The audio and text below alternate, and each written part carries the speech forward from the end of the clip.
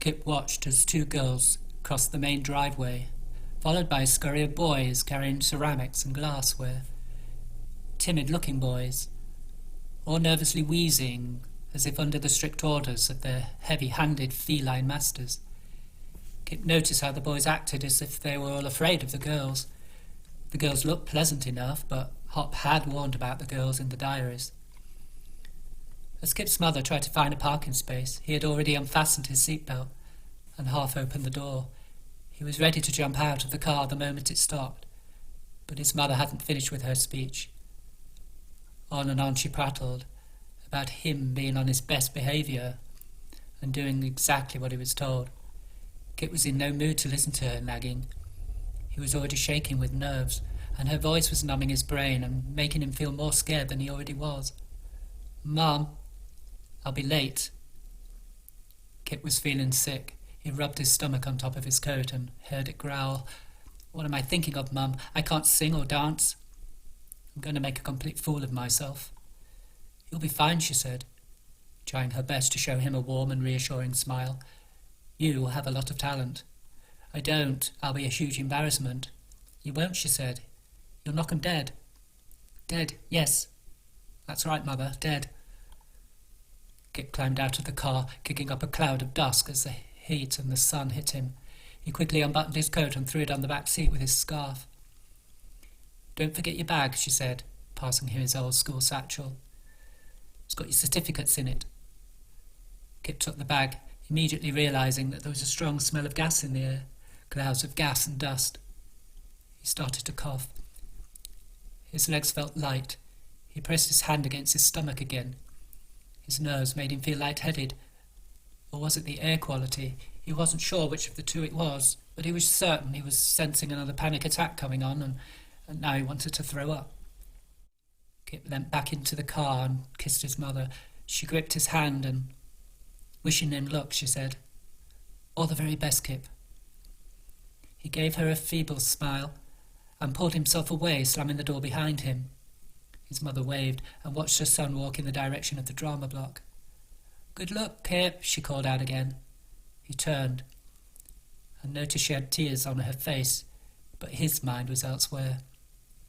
"So this is the place, Hop. This was your world." It was during the Christmas holidays Hop had filled Kip's head with stories of the art college, with its woods and lakes, the backdrop to all the adventures he had enjoyed with Maximilian. 7 years and 3 months had passed since he had snuggled up in bed with his brother to listen to his tales on how he and Max would walk the woods each day and spend their nights up in the treehouse. Christmas holidays Kip could never forget. How could he forget? These tales of adventures had grown over the years into myths and legends. And not only for Kip. Many at the college also talked about this time as if they were quoting from legend.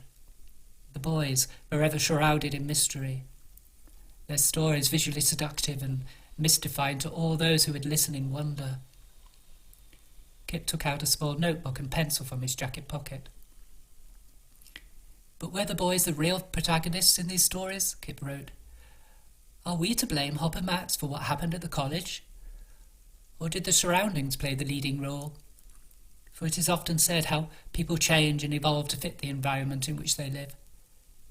If this be true, the college must take part of the responsibility for what unfolded."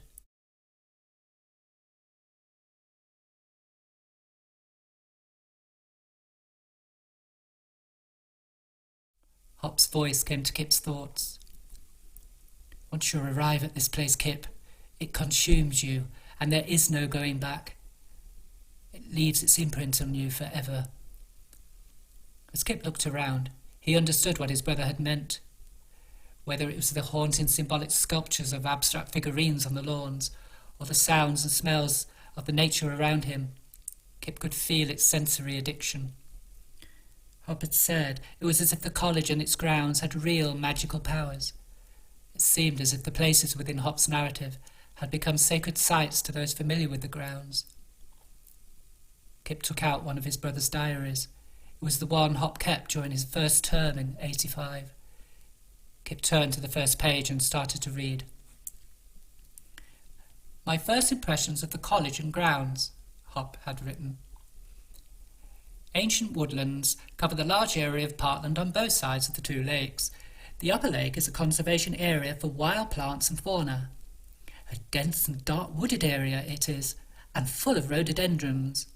And in springtime, I have been told, bluebells carpet the ground and bring light and colour to the tree roots. On the other side is the lower lake, an open woodland of tall grasses, Scots pine, horse chestnuts, oaks and silver birches, a playground for squirrels and rabbits, and a fertile grazing area for cows. Kip closed the diary for a moment as two boys approached. "Hey," said the skinnier of the two boys, wearing a duffel coat. Kip smiled and they walked by. The other boy, sporting a chunky jumper, glanced back as they turned the corner. "They seem friendly enough," Kip muttered. He then returned to the diary. "But it is more than a nature park. It is as if the environs can inflict a systematic indoctrination of its primeval power on those that live at the college. Those students who arrive, like myself, intent on discussing and interpreting the works of our great masters, whether in art and music, in drama and literature, perhaps those theories put forward in science or in mathematics, will soon find their thoughts distracted by these earthly natural forces of the woodland." Kip had always found Hop's stories hugely compelling, especially that last Christmas, and he wondered if he could ever compete with his brother's talent for poetry and short story writing. Hop would read out his adventures he had enjoyed with Max in lavish detail. Kip would lie in his bed, mesmerised until he had fallen asleep. The story Kip would never forget was the time Max took Hop to see the hideout, which would shape their friendship. The morning in question had been a misty one, but the mist had since cleared. The air was filled with the call of rooks and the distant sounds of piano, violin, and cello coming from the music block. Max, walking slightly ahead of Hop, stopped suddenly and spun around, grabbing Hop by the arm. "What do you see, Hop?" Max had a great big beautiful smile on his face, and his dark long hair fell over his left eye as he tilted his head, intensified by the blue sky. "Isn't it great?" he said, raising his hand to cover his eyes from the bright rays of the sun. "It's a tree house. Is it possible to climb up, Max? It looks so high." "Yes. It's difficult, though. You have to climb up inside the trunk." Max led Hop by the arm under the treehouse and up to the trunk. "Through this little door?" Hop asked, sure that Max wouldn't be able to fit. "I know. I can hardly manage it. But you're slim. You shouldn't have any problems." Max put his hand on Hop's shoulder and beamed at him excitedly.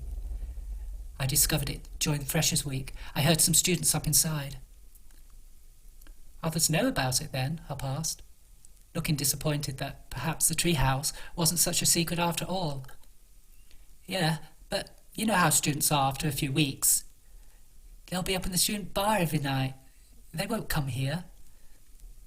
"You want us to come here?" Hop asked, giving Max a curious look, not sure what was in Max's mind. "Wild, isn't it? We can pick up some beer and hide here." Kip had found this passage in the first of Hop's college diaries. It would be the story he would read the most, while wondering what it was which led to the boys falling out. What Kip could piece together from the entries was that his friendship with Max started to take a wrong turn after a night they had spent with Mike and Catherine, the two students on Hop's literature course. Hop had written how he had never known such a wicked girl as this Catherine Brooks, many times in the diaries, and Kip in his heart knew the words of his brother to be true. It all began in the cave on a dark evening in November. It was during the first term, and Max had invited Catherine and Mike to join Hop and himself for a late evening's walk around the lakes. While taking a pause, Catherine and Max stepped into the cave together. It was here Catherine had leaned over and kissed Max. Max had later said to Hop how he had felt awkward and he'd tried to pull back. Hop didn't believe Max. When he arrived back in his room, he wrote, "Max lied to me today." Hop underlined the sentence several times. "Take your hands off her," Mike yelled as they stepped from under the vines and into the cave. "She's a vixen, this Catherine," Max joked, trying to lighten the mood. Catherine jumped to the side. Max picked himself up off the floor, brushing the sand from the back of his black trousers. "Oh, come on, my young kitten," he laughed. "No harm done." Mike lunged at him with his fists raised. He took a swipe, but missed, knocking himself off balance and falling onto Max. Max pushed him away, and he fell backwards, hitting the back of his head on the stone wall. "Stop it, you two," Catherine cried, as Hop tried to intervene to save his friend. "Stay out of the way, Hop. You'll get hurt," Max shouted, and he tried to reason with Max, who was again coming at him with his fists. "Calm down, Mike.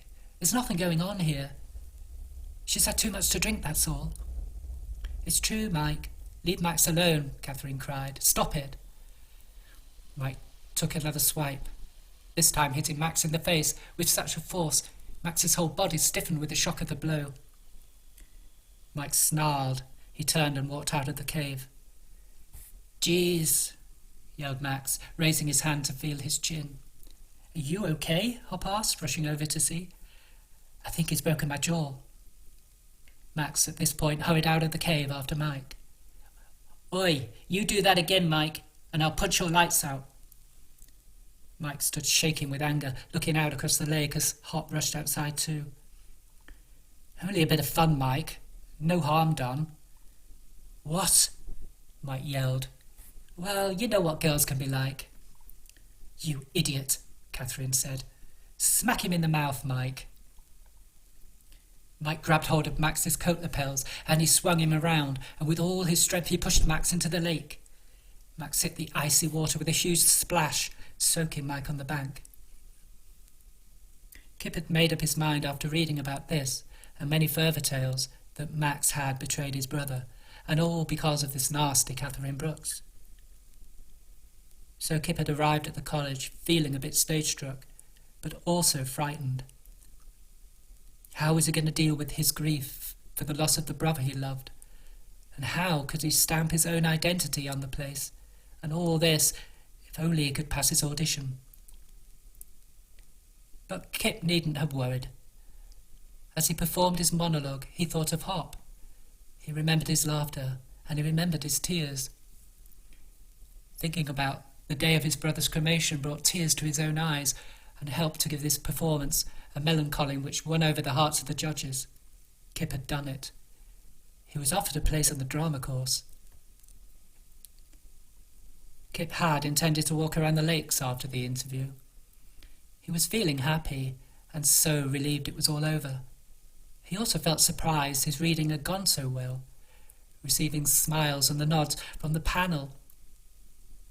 When Kip arrived back at the car, his mother was waiting and anxious to leave.